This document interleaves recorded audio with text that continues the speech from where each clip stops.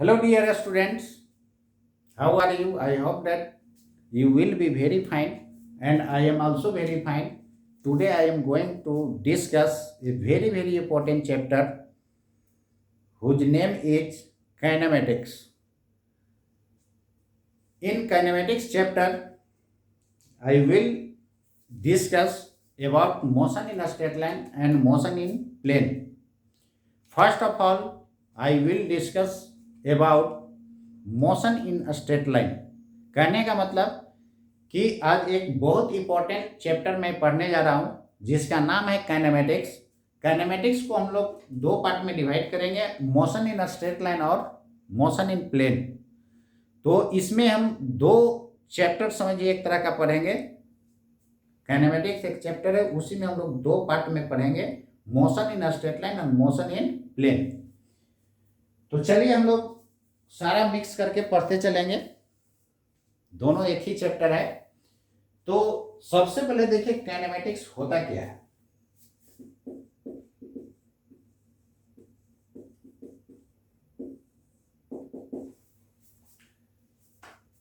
देखिए इस चैप्टर में हम लोग मोशन ऑफ ऑब्जेक्ट के बारे में स्टडी करेंगे, बट उसके काउज को हम लोग स्टडी नहीं करेंगे। क्लियर है ना? यानी the branch of physics which deals with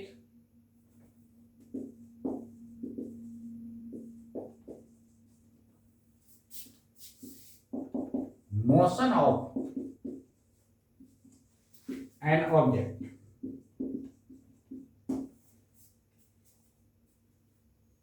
clear है ना? Without considering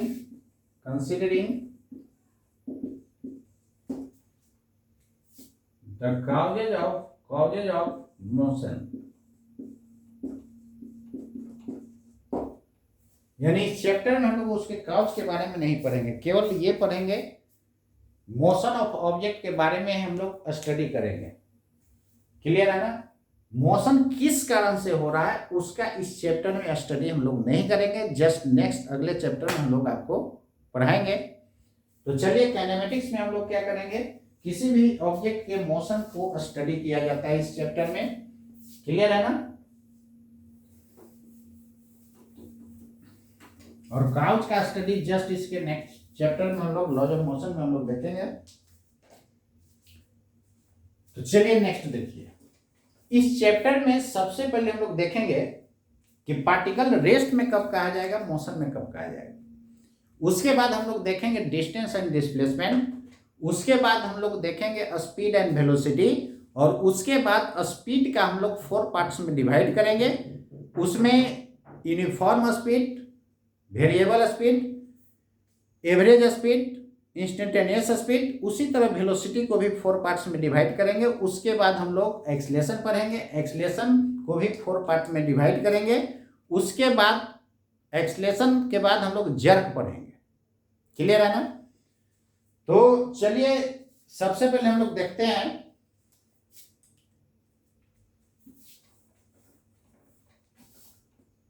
rest and motion. कोई पार्टिकल रेस्ट में कब कहा जाएगा, मोशन में कब कहा जाएगा। ऑलरेडी आपको पोजीशन वेक्टर में बताया जा चुका है कि पोजीशन वेक्टर क्या होता है। देखिए किसी भी पॉइंट का पोजीशन वेक्टर किसी अदर पॉइंट के रेस्पेक्ट में लिया जाए तो जिसके रेस्पेक्ट में रहता है उसको आपको मैंने बताया था कि टेल ट्रीट कर लेना है। ऐसे कुछ नहीं मेंशन रहता है तो हम लोग ऑरिजिन के रेस्पेक्ट में लिए थे पोजीशन वेक्टर। जैसे मान लेते हैं कि ए पॉइंट है और ये बी पॉइंट है। ए पॉइंट का पोजीशन वेक्टर बी के रेस्पेक्ट में लेना है, यानी position vector of A with respect to B. तो विथ रेस्पेक्ट टू टेल होता है, तो ये टेल हो जाएगा तो ये हेड हो जाएगा। डायरेक्शन वेक्टर का होता है टेल से हेड। तो याद रखिएगा, इसमें बहुत कंफ्यूजन होता है। जिसके रेस्पेक्ट में कहेगा उसी को टेल ट्रीट कर लेना है, बस सारा कंफ्यूजन खत्म।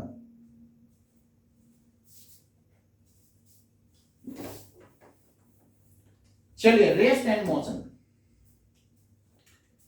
कोई पार्टिकल रेस्ट में कब कहा जाएगा, कोई पार्टिकल मोशन में कब कहा जाएगा। जैसे मान लीजिए कि आप मुझसे अभी 2 मीटर डिस्टेंस पर हैं, 2 सेकंड बाद भी 2 मीटर पर ही है, लेकिन डायरेक्शन बदल गया। अभी थे इधर पोजीशन और अब इधर हो गया, डायरेक्शन पोजीशन वेक्टर का क्या हो गया, चेंज हो गया। तो डिस्टेंस तो 2 ही मीटर है, तो डिस्टेंस 2 ही मीटर कब रहेगा, जब पार्टिकल सर्कुलर पाथ पर चलेगा। तो पोजीशन वेक्टर का डायरेक्शन क्या हो रहा है, चेंज हो रहा है ना, देख लीजिए। अभी पार्टिकल यहां था, पोजीशन वेक्टर डायरेक्शन इधर, यहां चला जाएगा पोजीशन वेक्टर इधर, यहां चला जाएगा पोजीशन वेक्टर इधर। तो यहां पर पोजीशन वेक्टर पार्टिकल का क्या होते जा रहा है, चेंज हो रहा है टाइम के साथ। तो निश्चित रूप से पार्टिकल क्या है, मोशन में है। लेकिन मान करके चलिए कोई पार्टिकल यहां पर है, तो अभी पोजीशन वेक्टर का डायरेक्शन भी इधर है और लेंथ भी क्या है, सेम है, मैग्नीट्यूड सेम है, मैग्नीट्यूड का मतलब लेंथ। और यहां पर देखिए 1 घंटा के बाद भी यहां पर है, 10 सेकंड के बाद भी यहां पर है, तो इसका पोजीशन जो है इसके रेस्पेक्ट में क्या है, फिक्स है ना। तो फिक्स है तो क्या होगा, पार्टिकल रेस्ट में है कि मोशन में है, रेस्ट में है। यानी इसका पोजीशन वेक्टर टाइम के साथ चेंज नहीं किया तो क्या कहलाएगा, रेस्ट में। और यदि टाइम के साथ चेंज कर जाता तो हो जाता मोशन में। तो यदि किसी पार्टिकल का पोजीशन वेक्टर टाइम के साथ चेंज नहीं करता है तो रेस्ट में कहलाएगा, टाइम के साथ बदल गया तो मोशन में कहलाएगा।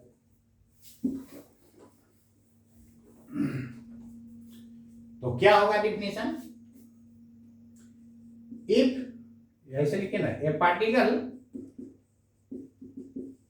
is said to be at rest if its position vector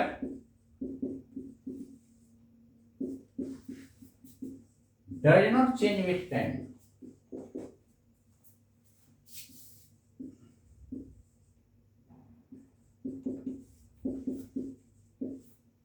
clear है ना। अदरवाइज इन मोशन, अदरवाइज मतलब यदि ये नहीं होगा तो क्या हो जाएगा, मोशन में होगा। यानी टाइम के साथ यदि पोजीशन वेक्टर चेंज नहीं करता है तो रेस्ट में, अदरवाइज मोशन में कहलाएगा। क्लियर है ना। तो जब भी पोजीशन वेक्टर टाइम के साथ चेंज करता है तो मोशन में होगा, चेंज नहीं करता है तो रेस्ट में होगा। देखिए ये लिखवाना बहुत जरूरी है, नहीं लिखवाएंगे तो आपको कंसेप्ट आएगा ही नहीं, क्वेश्चन बनेगा ही नहीं। हवा में फिर तीर चलाते रहिए जिंदगी भर, कभी यहाँ पढ़िए, कहीं वहां पढ़िए, कभी वहां पढ़िए, और लास्टली जो है आप परास्त हो जाएगा, अरे यार फिजिक्स डुबा दिया। फिजिक्स डुबाया नहीं है, आप खुद डूबे हैं।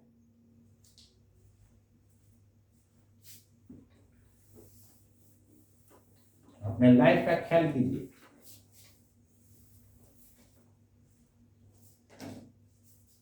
फिजिक्स डुबाता तो हमको भी डुबा करके रख देता। इसलिए फिजिक्स का दोष नहीं देना है, अपने आप को दोष दीजिए। और ये बहुत इंटरेस्टिंग सब्जेक्ट है, पढ़ाई मन से कीजिए और बहानेबाजी बंद कीजिए और रिजल्ट दीजिए। चलिए, कोई पार्टिकल रेस्ट और मोशन में कब कहा जाएगा ये तो हम लोग देख चुके हैं। अब चलते हैं हम लोग डिस्टेंस एंड डिस्प्लेसमेंट देखने। डिस्टेंस एंड डिस्प्लेसमेंट बिल्कुल सिस्टमैटिक पढ़ाई पढ़ना है। जब तक सिस्टमैटिक नहीं पढ़िएगा आपको कंसेप्ट नहीं आएगा और जिंदगी भर आप यहां वहां करते रहिए। तो आप सिस्टमैटिक पढ़िए, रिजल्ट जरूर मिलेगा और आपसे खुद क्वेश्चन बनेगा। ऐसा नहीं कि अब सब क्वेश्चन हम बना दिए तो ये बहादुरी हो गया। अरे हम पढ़ाए, बच्चा को 90% खुद सोल्व कर देना चाहिए, ये बहादुरी की बात हुआ।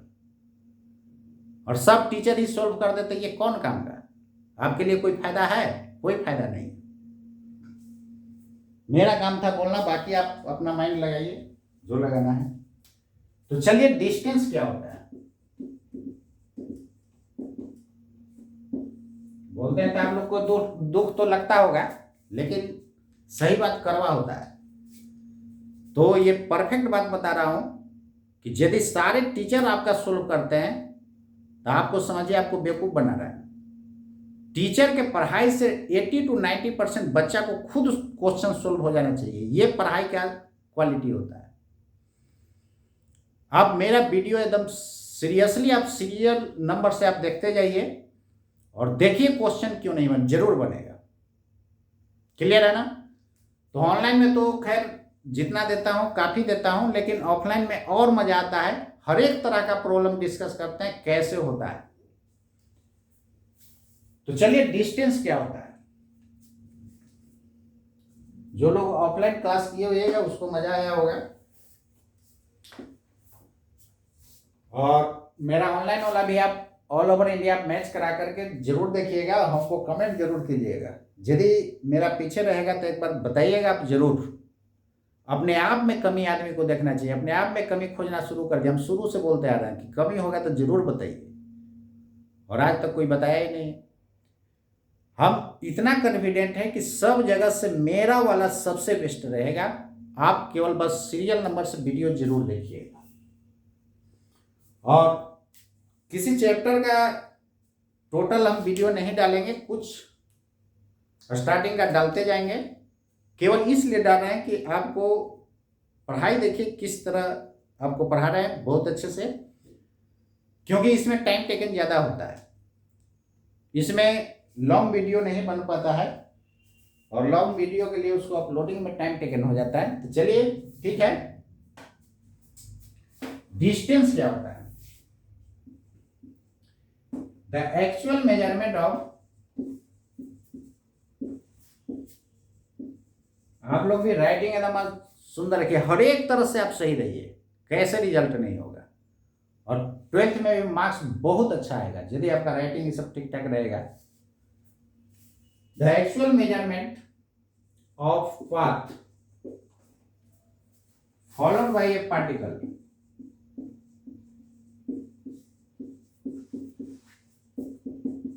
Is called distance. कहने का मतलब कि जैसे जैसे पार्टिकल चल रहा है वैसे वैसे एक्चुअली उसका लेंथ को मेजर करते जाइए, वही क्या कहलाता है? डिस्टेंस कहलाता है।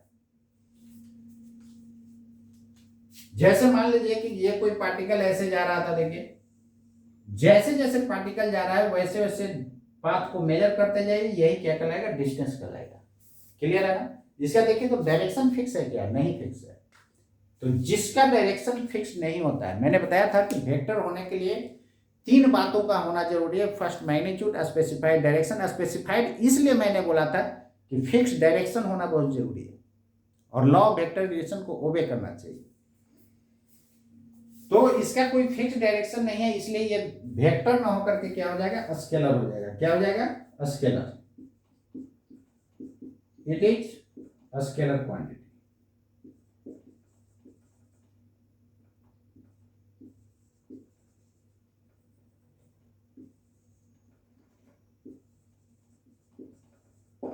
क्लियर है ना?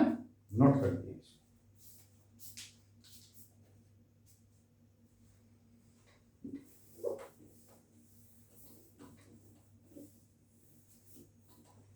ठीक है यहां तक?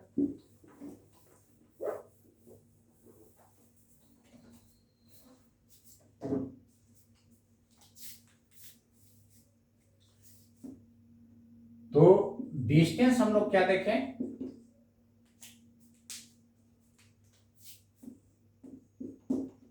SI unit metre. देखिए यूनिट एंड डायमेंशन पहले इसलिए पढ़ाया जाता है, सब जगह आपको यूनिट एंड डायमेंशन का यूज आएगा। तो जो लोग बोलते हैं कि यूनिट एंड डायमेंशन लास्ट में पढ़ना, वो आपको बेवकूफ बना रहे हैं। और ये सब जगह यही काम होता है। तो यदि ऐसा रहता तो पहले क्यों दिया जाता है? इतना तो कॉमन सेंस आपको होना चाहिए।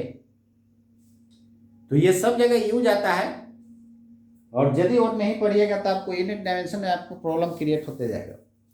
और उसी चैप्टर में error in measurement most important part है। यूनिट एंड डायमेंशन से भी क्वेश्चन पूछता है, उससे भी क्वेश्चन हर एक साल एकदम फिक्स रहता है, और इसको टाल मटोल किया जाता है। लास्ट में पढ़ाएंगे, ये करेंगे, वो करेंगे, अरे यार, और लास्ट में बोलेंगे कि बेटा सिलेबस खत्म नहीं हुआ, आपने से पढ़ लेना।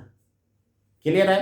फिर 12th में जाइएगा तो बोलेंगे कि ये तो 11th का पार्ट है, ये 12th आपको स्टार्ट करें इलेक्ट्रोस्टैटिक्स, तो आपको खाली वो ठगा जाएगा। तो ठगाइएगा नहीं, हम यही बोल रहे हैं आपसे, रिक्वेस्ट है आपसे। सीजीएस यूनिट देखिए, सेंटीमीटर। ऐसे 4 यूनिट सिस्टम होता है, एफपीएस यूनिट सिस्टम होता है, एमकेएस होता है, एसआई होता है, सीजीएस होता है। मेनली हम लोग का यूज है एसआई और सीजीएस का। ऐसे यूनिट एंड डायमेंशन में मैंने दोनों आपको बताया था, सॉरी चारों आपको बताया था कि 4 तरह का यूनिट सिस्टम होता है। एफपीएस सिस्टम होता है, फिर एमकेएस होता है, एसआई सिस्टम होता है, सीजीएस होता है। और चारों को डिटेल से आपको मैंने यूनिट एंड डायमेंशन में बता चुका हूं, आप वीडियो आप देख लीजिएगा। चलिए देखिए इधर डायमेंशन,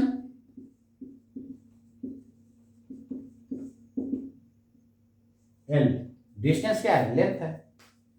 तो एमएलटी टेलर 7 फंडामेंटल में एक ये भी तो है, लेंथ क्या है, फंडामेंटल है। तो डिस्टेंस एक तरह क्या होता है, लेंथ होता है। इसको आप ऐसे भी लिख सकते हैं, m के पावर 0 l t के पावर 0, किसी के पावर 0 क्या होता है, 1 होता है। क्लियर है। नेचर क्या होगा, स्केलर। यूनिट एंड डायमेंशन पहले पढ़ना बहुत जरूरी है, और मैं पहले से बोलते आ रहा हूं कि बहुत जगह इसको पढ़ाया ही नहीं जाता है। कारण देखिए, कारण क्या है उसको मैं बता दे रहा हूं। इस चैप्टर में एरर इन मेजरमेंट है, पहले सिलेबस में था नहीं, इसलिए बहुत टीचर लोग उसको पढ़े ही नहीं, तो पढ़ाएंगे आपको खाक।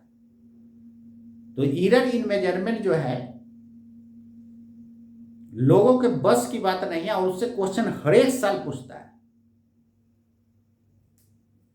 क्लियर है, उससे क्वेश्चन हर एक साल पूछता है। अब जो कॉलेज में एक्सपेरिमेंट नहीं किए हैं वो एरर इन मेजरमेंट कैसे पढ़ा पाएंगे। Error in measurement pure experiment पर बेस्ड है, और इसलिए वहां से आईआईटी और नेट हर एक साल क्वेश्चन उठाता है। आप उलट करके जाकर देखिए, डायरेक्ट आपको उससे क्वेश्चन मिलेगा। यूनिट एंड डायमेंशन से भी फिक्स एक क्वेश्चन रहता है। क्लियर है। तो ठगाइएगा नहीं, आप ठग लीजिए, ज्यादा अच्छा रहेगा। हो गया। और देखिए पूरा फिजिक्स में पढ़िएगा, यूनिट डायमेंशन सब जगह देखना होगा, तो पढ़िएगा तभी ना।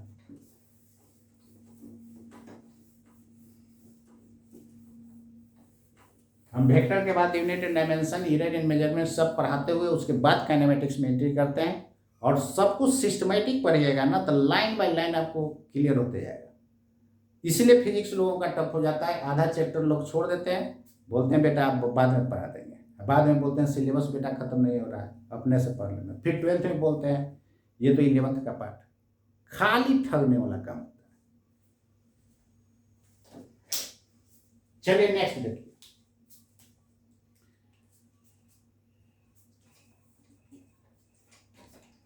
यदि लास्ट में रहता तो लास्ट में न देता, क्यों बुक में पहले देता है, सोचने का चीज है। इतना तो कॉमन सेंस आप लोग के पास है।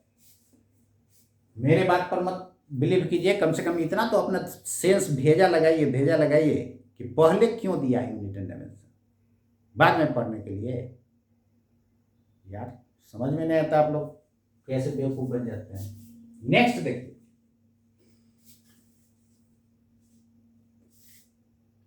डिस्टेंस जो होता है ये कभी निगेटिव नहीं होता है। क्यों? क्योंकि actual path followed by A particle लिखे है ना, तो उसका एक्चुअली जो है पाथ का जो मेजरमेंट कीजिएगा वो निगेटिव कभी नहीं होगा।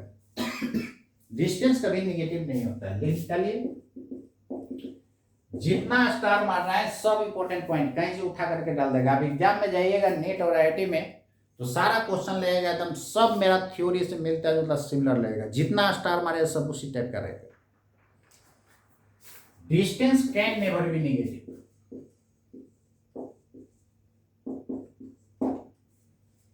कैन मतलब जिंदगी में कभी नेगेटिव नहीं होता है। इसी को मैथमेटिकल फॉर्म में आप ऐसे लिख सकते हैं, लेस देन जीरो मतलब नेगेटिव, ऐसे कर दिए मतलब नॉट लेस देन। क्लियर है ना? तो डिस्टेंस नेगेटिव नहीं होता है और डिस्टेंस स्केलर क्वांटिटी होता है। अब चलिए हम लोग देखते हैं डिस्प्लेसमेंट क्या होता है।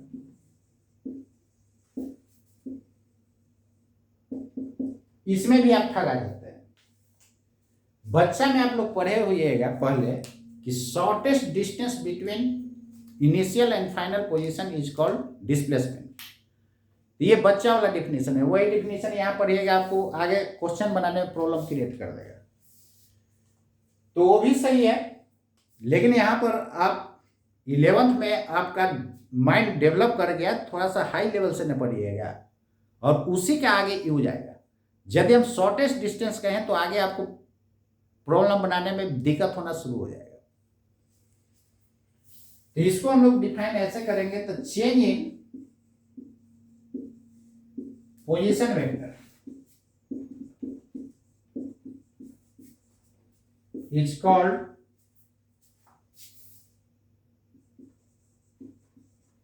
डिस्प्लेसमेंट। शॉर्टेस्ट डिस्टेंस बच्चा वाला डिफिनेशन नहीं माइंड में रखना है, वो तो बच्चा में पढ़े ही हैं आप। बच्चा वाला जब मतलब 10th के पहले। तो इनिशियल और फाइनल पोजीशन को स्ट्रेट लाइन से मिला देते हैं, वही क्या देता है? डिस्प्लेसमेंट दे देता है। चेंज इन पोजीशन वेक्टर को हम लोग डिस्प्लेसमेंट कैसे बोलते हैं, चलिए उसी को आपको मैं दिखाने जा रहा हूँ। एक एक बात का एक्सप्लेनेशन देते हैं, जो कहीं इस तरह का डिटेल मेंशन नहीं होता है, तो आप थोड़ा सा सोचिए इस बात को।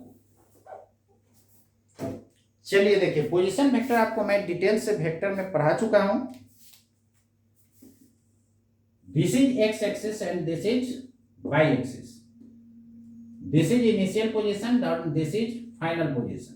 तो चलिए यहां पर ध्यान दीजिए, इधर इसको फर्स्ट मानते हैं, इसको सेकंड मानते हैं। 1 पहले आता है, 2 पहले आता है यार। 1 पहले आता है, 1 इनिशियल हो गया, 2 फाइनल हो गया। This is initial position vector. Position vector आपको ऑरिजिन से मैंने दिखाया था। सेकंड पॉइंट का ये पोजीशन वेक्टर हो जाएगा। पार्टिकल जो है यहां से ए से बी तक गया है, तो A initial B final. Vector का direction initial to final. Initial कहने का मतलब टेल, उसी को 3 नाम मैंने बताया था, याद आ रहा हो। पार्टिकल हो सकता है ऐसे भी घूम के जाए, पार्टिकल हो सकता है ऐसे भी घूम के जाए, पार्टिकल हो सकता है ऐसे भी घूम के जाए। क्लियर है? तो यहां पर ध्यान दीजिए, इधर इस ट्रायंगल में आप देखिए, इस ट्रायंगल में लग रहा है कि ये एक वेक्टर है, इसके हेड पर दूसरा वेक्टर है, तो रिजल्टेंट हुआ है फर्स्ट के टेल से लास्ट के हेड तक। वेक्टर का रिजल्टेंट कहां से कहां लेते हैं आप लोग? फर्स्ट के टेल से लास्ट के हेड तक। ये पोजीशन वेक्टर इनिशियल और ये पोजीशन वेक्टर फाइनल। क्लियर है? और यही हो गया आपका चेंज इन पोजीशन वेक्टर। तो फ्रॉम फिगर क्या लिख सकते हैं? R1 vector plus delta R is equal to R2। R2 resultant है, एक वेक्टर ये, इसके पर दूसरा रिजल्टेंट ये है। रिजल्टेंट का मतलब क्या होता है? सम, दिस प्लस दिस, जोड़ दिए। अब आपको डेल्टा R निकालना है, तो R2 माइनस R1। डेल्टा क्यों लगाए? क्योंकि चेंज है। डेल्टा का मतलब ये होता है चेंज, आपको मैंने बताया था। पूरा फिजिक्स में इसका यूज आएगा। डेल्टा का मतलब चेंज। ये डेल है, इसका भी मतलब चेंज। डी है, इसका भी मतलब चेंज। चेंज कैसे निकालते हैं? Final minus initial. याद कीजिए, पहले भी बताए थे, फाइनल माइनस इनिशियल। तो final position minus initial position को ही हम लोग क्या बोलते हैं? डिस्प्लेसमेंट बोलते हैं। तो यही डिस्प्लेसमेंट दे देगा। ये रहा आपका डिस्प्लेसमेंट।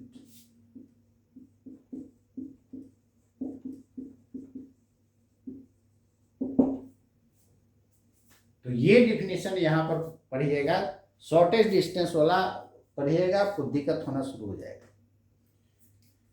तो हाई लेवल पर आए हैं तो हाई लेवल का डिफिनेशन पढ़िएगा, ये बच्चे वाला पढ़िएगा, बहुत जगह देखिएगा वही बच्चा वाला डिफिनेशन पर बता दिया जाता है। अब यहाँ पर देखिए, इसका कोऑर्डिनेट मैंने मान लिया कि x2/2 z2 है, this is z axis. z actually इधर होता है लेकिन हवा में लाइन ड्रॉ नहीं होता है, होगा क्या, इसलिए इसको इधर हम झुका देते हैं क्योंकि हवा में तो लाइन ड्रॉ होगा नहीं। रियल में ये z इधर है। इसका कोऑर्डिनेट 1 का है, x1/1 z1। क्लियर है। पोजीशन वेक्टर आपको निकालने के लिए मैंने बताया था, R2 का पोजीशन वेक्टर क्या बताए थे, जितना कोऑर्डिनेट रहेगा उसी में पहलका में I लगा दीजिएगा, दूसरका में J लगा दीजिएगा, तीसरका यदि है तो K लगा दीजिएगा, Z2 K कैप। R1 कितना हो जाएगा, x1 I cap plus y1 J cap plus Z1 K cap. अब इसका वैल्यू यहां पर पुट कर दीजिए, तो देखिए ना, जैसे ही पुट कीजिएगा तो आई वाला के साथ घटेगा, डेल्टा आर बराबर x2 I cap plus Z2 K cap minus x1 I cap plus y1 J cap plus Z1 K cap. घटा दीजिए तो कितना हो जाएगा, x2 minus x1 I cap plus y2 minus y1 J cap plus Z2 minus Z1 K cap. देखिए ना, 2 minus 1 है तो 2 फाइनल, 1 इनिशियल, चेंज है ना यहाँ पर, तो यहाँ पर भी डेल्टा यूज कर सकते हैं। तो चेंज किस में है, x में, तो change in x I cap, change in y J cap, change in Z K cap. यही रहा आपका डेल्टा। डेल्टा डेल्टा दोनों तरफ से कैंसिल मत कर दीजिएगा। ये डेल्टा क्या बता रहा है, चेंज इन बता रहा है। ये रहा आपका फाइनल डिस्प्लेसमेंट। क्लियर है। तो डिस्प्लेसमेंट वेक्टर क्वांटिटी होता है तो निश्चित रूप से इसका मैग्नीट्यूड भी होगा। तो मैग्नीट्यूड कितना हो जाएगा डिस्प्लेसमेंट का,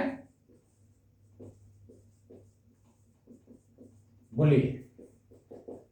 मैग्नीट्यूड निकालने के लिए सबसे पहले क्या करते हैं, इसको ऐसे भी लिख सकते हैं, नोट देने पर एरो रिमूव, आई वाला का स्क्वायर प्लस जे वाला का स्क्वायर प्लस के वाला का स्क्वायर, बोलिए होगा कि नहीं, डेल्टा जेड का स्क्वायर।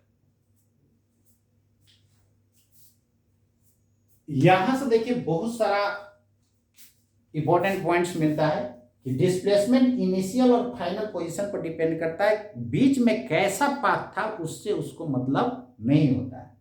ऐसे जाए ऐसे जाए ऐसे जाए, डिस्प्लेसमेंट जो रहेगा डेल्टा ही रहेगा, ये बदलने वाला नहीं है।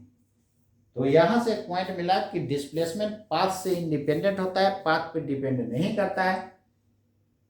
और डिस्टेंस पाथ पर डिपेंड कर गया था, जैसे जैसे पार्टिकल गया था वैसे वैसे आप मेजरमेंट करते गए थे, वही ना डिस्टेंस था। क्लियर है, नोट कर लीजिए इसको। अब यहां पर देखिए आई कैप जे कैप के कैप रहता है, तो याद कीजिए डायरेक्शन में हम लोग tan थीटा ना निकाल करके कॉस के फॉर्म में निकाले थे, इसलिए उसका नाम पड़ा था डायरेक्शन कोसाइंस। तो यहां पर हम लोग डायरेक्शन कोसाइंस निकालेंगे। इरेज कर सकता हो ना,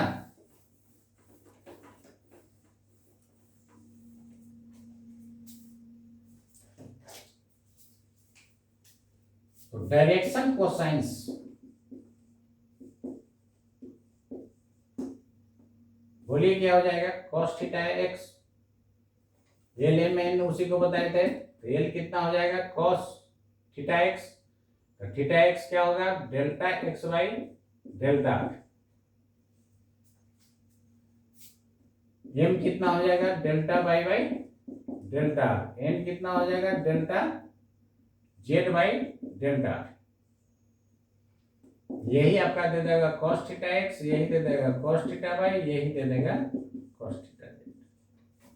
और x रहता है तो x बाई आर होता ना है, यहाँ पर डेल्टा है, डेल्टा का मतलब चेंज, डेल्टा डेल्टा कैंसिल नहीं करना है, डेल्टा होता है चेंज इन x। क्लियर है। आप ऐसे भी देखिए ना, इसी डेल्टा आर का मैग्नीट्यूड निकालना है। तो डिस्टेंस फार्मूला जब मैथ में पढ़े होइएगा, डिस्टेंस फार्मूला में हम लोग क्या करते हैं, इस तरह निकालते हैं कि नहीं। डिस्टेंस फार्मूला में वहां से देखिए ना, from distance formula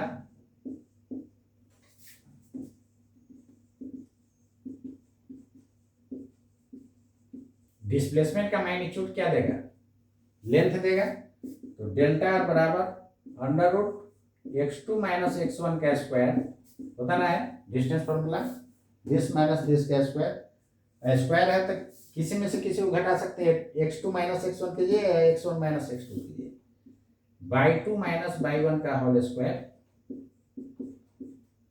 plus z2 minus z1 का होल स्क्वायर,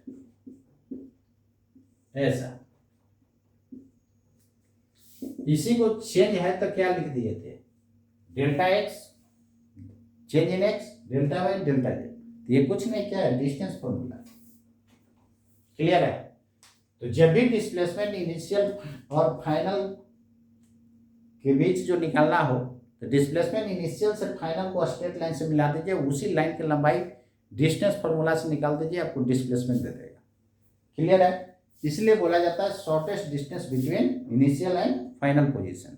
क्लियर है। ये डिस्टेंस ज्यादा, ये डिस्टेंस ज्यादा, तो शॉर्टेस्ट यही हुआ ना। वो भी डिफिनेशन आपको समझ में आ गया होगा। तो shortest distance between initial and final position भी क्या देता है, डिस्प्लेसमेंट, जो 9th में आप लोग पढ़े होइएगा। लेकिन वही चीज यहाँ केवल पढ़ करके आगे नहीं बढ़ जाना, नहीं तो फिर इस टाइप का क्वेश्चन बनाने में आपको प्रॉब्लम क्रिएट कर देगा। नोट कीजिए, हो गया इधर।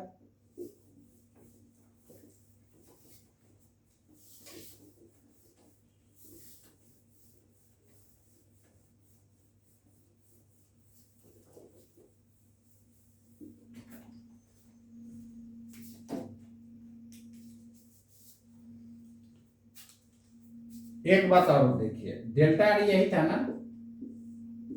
तो ये था 1, ये था 2, सीधे फाइनल में से इनिशियल को घटा देना है, यानी हेड में से टेल को घटा देना है, वही क्या दे देगा, डिस्प्लेसमेंट। क्लियर है। चलिए इधर हो गया।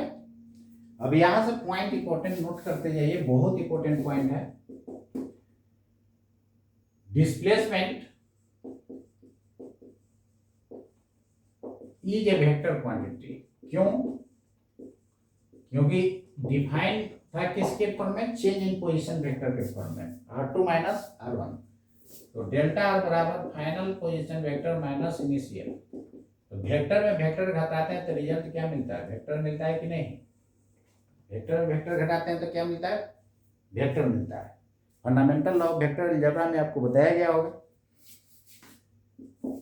कोई भी इस दुनिया का वेक्टर क्वांटिटी होगा तो पॉजिटिव भी हो सकता है, निगेटिव भी हो सकता है। ये पूरा फिजिक्स की बात आपको बता रहा है। तो क्या लिखिएगा, डिस्प्लेसमेंट, सब इंपॉर्टेंट पॉइंट है। नीट में वो उठा करके एकदम, नीट और जेईई मेंस में हमेशा पूछते रहता है। Displacement can be positive, negative और जीरो। कोई भी दुनिया का वेक्टर क्वांटिटी कोई भी होगा, पॉजिटिव भी हो सकता है, निगेटिव भी हो सकता है, जीरो होता है। वेक्टर का नेगेटिव मतलब क्या, direction just opposite. Next point, इसमें डिस्टेंस ऑलवेज क्या होता है, पॉजिटिव होता है। और डिस्प्लेसमेंट क्या है, वेक्टर क्वांटिटी, लेकिन डिस्टेंस क्या होता है, स्केलर क्वांटिटी, जो कि पढ़ चुके हैं पहले। Displacement is point function. Function का मतलब डिपेंड बताया था ना, but distance is path function. इसका मतलब कि डिस्टेंस पाथ पे डिपेंड करता है और डिस्प्लेसमेंट पॉइंट पे डिपेंड करता है, इनिशियल और फाइनल पे। क्लियर है।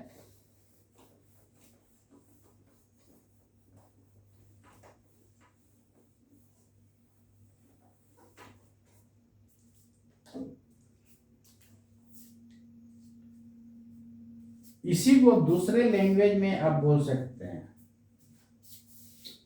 Displacement depends on initial and final position.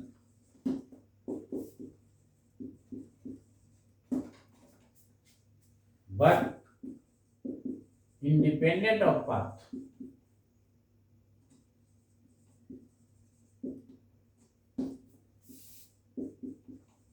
Followed by a particle.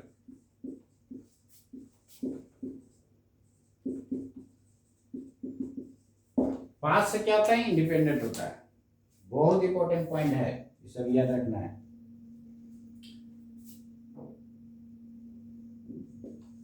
And distance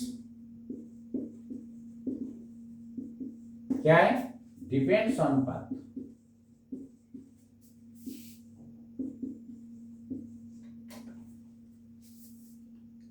ये क्वेश्चन आ चुका है, पहले आता है कि डिस्टेंस इनिशियल और फाइनल पोजीशन पर डिपेंड करेगा कि नहीं करेगा। अरे यार पाथ पे डिपेंड कर रहा है, अभी ना देखे थे ये था, तो डिस्टेंस ये हो गया नहीं। और इनिशियल फाइनल पोजीशन पर कौन डिपेंड करता है? केवल डिस्प्लेसमेंट, ऐसे जाए चाहे ऐसे जाए। तो डिस्टेंस जो होता है पाथ पे डिपेंड कर रहा है। तो पाथ है तो इसका देखिए, तो ये इनिशियल पॉइंट हुआ, ये फाइनल पॉइंट, तो ये पॉइंट कहाँ है? पाथ पर है कि नहीं? पाथे पर ना है। और डिस्टेंस पाथ पर डिपेंड कर ही रहा है, तो इनिशियल फाइनल पोजीशन पर भी क्या करेगा? डिपेंड करेगा। इसको माइंड में रखिएगा। कह देगा ऑप्शन में डिस्टेंस डिपेंड्स में depend on initial and final. सही है।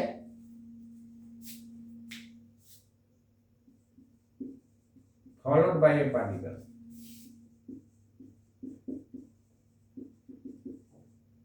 ठीक है। And also depends on initial and final positions.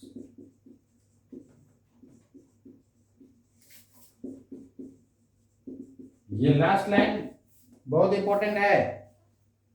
लोगों को कंफ्यूजन हो रहता है कि इनिशियल फाइनल पर ये डिपेंड नहीं करता है। आप खुद समझिए, हम आपसे पूछे कितना डिस्टेंस ट्रैवल किया जी, और इनिशियल फाइनल पता ही नहीं, तो कैसे बता सकते हैं कहाँ से कहाँ? अब क्लियर हो गया? मतलब कि इनिशियल फाइनल पर भी वो डिपेंड करेगा, पाथ पर तो डिपेंड करेगा ही रहे, तो पाथ पर डिपेंड करेगा। और वही इनिशियल फाइनल पॉइंट पाथ पर ही तो है, इसलिए इनिशियल फाइनल पर भी डिपेंड करेगा। नहीं तो कोई कहेगा कि आप कितना डिस्टेंस गया और ये पता ही नहीं कहाँ से गया। तो इनिशियल फाइनल पता होना चाहिए कि कहाँ से गया है, कहाँ तक गया है। इसलिए डिस्टेंस जो होता है इनिशियल और फाइनल पोजीशन पर भी डिपेंड करता है। ये मोस्ट इंपोर्टेंट पॉइंट याद रखना है, इसमें लोग गलती कर देता है। क्लियर है? कह देगा distance also depends on initial and final, और लिखे क्वेश्चन में दे देगा कौन सा इनकरेक्ट है, झराक से उड़ मारेगा इसी को ऑप्शन।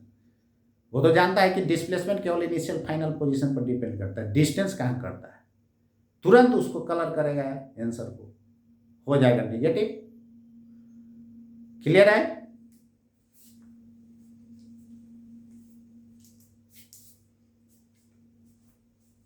तो आपको मैं बहुत इंपॉर्टेंट पॉइंट बताया।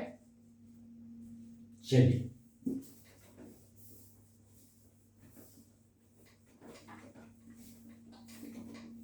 अब देखिए, जितना डिस्टेंस और डिस्प्लेसमेंट में डिटेल से पढ़ा दिया ना, आप कहीं भी एलियन वाला, फिजिक्स वाला, आकाश वाला, फिजिक्स वाला कहीं भी देखिए, आपको मेरा आगे रहेगा, ये दावा करता हूं। तो पढ़ाई का क्वालिटी बेहतर होना चाहिए, तभी आपको क्वेश्चन फिजिक्स का बनेगा, नहीं तो नहीं बनेगा। देखिए हम कितना डिटेल से पढ़ाए, अभी और देखिए ना डिस्टेंस डिस्प्लेसमेंट में कितना पॉइंट है। ये सब इंपॉर्टेंट पॉइंट है, हमेशा थ्योरेटिकल क्वेश्चन उठाता है यहां से। जितना डिस्टेंस डिस्प्लेसमेंट आपको बता दिए, अब जा करके पूरा दुनिया का बुक बनाइए, डिस्टेंस डिस्प्लेसमेंट से रिलेटेड बनेगा आपसे। इस टाइप का जितना थ्योरेटिकल क्वेश्चन होगा सब बनेगा। अभी न्यूमेरिकल पोर्शन पर आने के लिए बाकी है, आगे आएंगे, बहुत सारा न्यूमेरिकल पोर्शन भी देखेंगे कैसे उसको हम लोग डील करते हैं। ऑफलाइन में तो फिजिक्स का पूरा दुनिया ही दिखा देते हैं, कारण है कि वहां पर बहुत सफिशिएंट टाइम होता है। चलिए नेक्स्ट देखिए।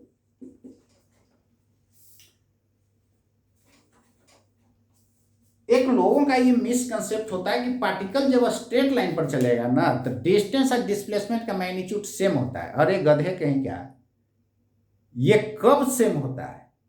वो चीज आगे मेंशन ही नहीं करता है, जिसके कारण हो जाता है गलती। और IIT नीट वाला इस टाइप का क्वेश्चन उठा देता है, जिसके कारण वो फंस जाता है। तो ऐसा आपको मैं दिखाऊंगा भी कहां पर आपको दिक्कत करेगा। अभी फिलहाल लिख लीजिए, आप खुद समझिए। कोई पार्टिकल जो है स्ट्रेट लाइन पर चल रहा है, यहां से आ गया और फिर इसी लाइन पर लौटना शुरू किया था, है तो स्ट्रेट ही लाइन, तो क्या डिस्टेंस डिस्प्लेसमेंट सेम होगा? नहीं। ये कब सेम होता है? जब वेलोसिटी का डायरेक्शन चेंज जब तक नहीं होगा और स्ट्रेट लाइन पर चलते जा रहा है, वेलोसिटी का यदि डायरेक्शन चेंज नहीं हो रहा है तो उस केस में डिस्टेंस और डिस्प्लेसमेंट का मैग्नीट्यूड सेम होगा। लेकिन जब चेंज कर जाएगा तो सेम जिंदगी में नहीं होगा कभी। क्लियर है? तो लिखिए इसको, when a particle moves on a straight line, इतना ही लिख के लोग छोड़ देता है, then the magnitude of displacement will be equal to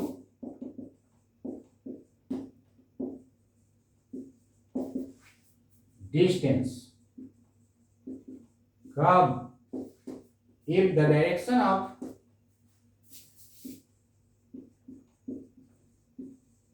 velocity does not change। यदि चेंज नहीं करता है तब जाकर सेम होगा। क्लियर है? अदरवाइज कहने का मतलब ये नहीं कंडीशन होगा तब। otherwise distance is always greater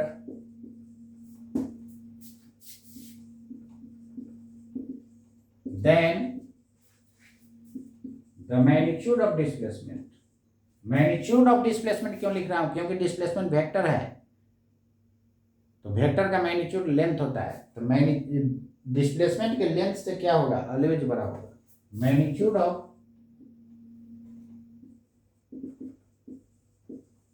displacement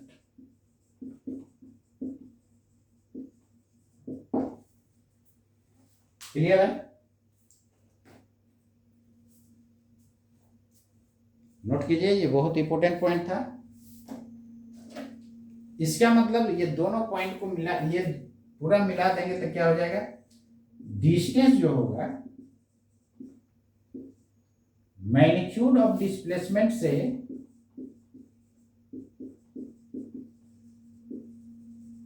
बड़ा होगा या बहुत होगा तब बराबर होगा। बराबर कब होगा? जब वेलोसिटी का डायरेक्शन चेंज नहीं होगा। अब दोनों का रेशियो देखिएगा ना, तो इसको इधर लाइएगा तो ग्रेटर देन 1 होगा, इसको इधर ले जाइएगा तो क्या होगा? लेस देन 1 हो जाएगा। तो डिस्टेंस डिवाइडेड बाय डिस्प्लेसमेंट का मैग्नीट्यूड ये ग्रेटर देन और इक्वल टू हो जाएगा 1। क्लियर है ना? दैट इज कहने का मतलब इसी लैंग्वेज को मैंने ऐसा लिख दिया। ये सारे बात को आप याद रखिएगा। डिस्टेंस डिस्प्लेसमेंट से जितने तरह से क्वेश्चन आता है सबको आपको मैंने दिखा दिया, थ्योरेटिकल क्वेश्चन। आगे हम लोग न्यूमेरिकल टाइप का बनाएंगे। क्लियर है? अब बताइए क्या जमीन का फर्क है कि नहीं? अब कहीं भी इस तरह का डिटेल आप देखिए, कहीं नहीं मेंशन किया हुआ है। चाहे किसी भी इंस्टीट्यूट का मटेरियल हो, बुक हो, या कहीं भी आप ऑनलाइन वीडियो लेक्चर देखिए, मेरे से ज़रूर वो पीछे होगा, आगे नहीं होगा। मेरा डिटेल थ्योरी दिया हुआ रहता है, डिटेल थ्योरी यदि आपके ग्रिप में है, आप 11th का स्टूडेंट है तो डीपली पढ़िएगा ना, डिटेल थ्योरी ना, नहीं कीजिएगा तो आपसे क्वेश्चन हिलेगा तक नहीं। और लास्ट में बोलते हैं फिजिक्स तो बहुत टफ है, ऊपर से कोई आता है पढ़ने के लिए क्या? अरे हम ही आप लोग पढ़ते हैं यार। तो ये बहुत आसान सब्जेक्ट है। तो चलिए, मेरा काम था कहना, और आगे हम लोग नेक्स्ट वीडियो लेक्चर में देखेंगे। ऐसे चलिए एक क्वेश्चन दे देते हैं, आप लोग ट्राई कीजिएगा। अब देखिए, जितना हम डिटेल पढ़ा दिए, क्वेश्चन बनाइएगा, इससे रिलेटेड आपसे बनेगा। थ्योरेटिकल क्वेश्चन देने जा रहे हैं, न्यूमेरिकल टाइप का आगे डिस्कस करेंगे।